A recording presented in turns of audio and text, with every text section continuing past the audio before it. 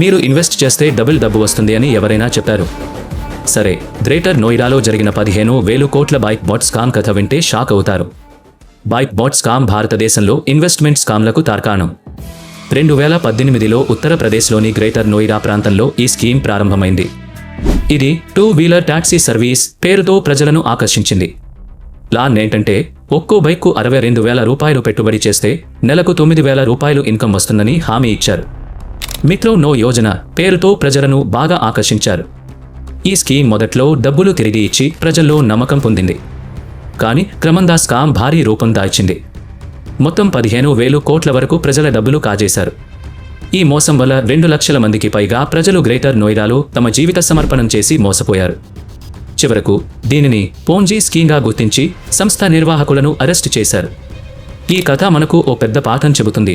లాభాలు ఎక్కువగా ఉంటే మోసాలు కూడా ఎక్కువగా ఉంటాయి. ఏది చూసిన వెంటనే నమ్మకుండా పూర్తిగా పరిశీలించి నిర్ణయం తీసుకోవడం చాలా ముఖ్యం. మరి ఈ వీడియో మీకు ఉపయోగపడిందా? కామెంట్ చేయండి మరియు షేర్ చేయండి.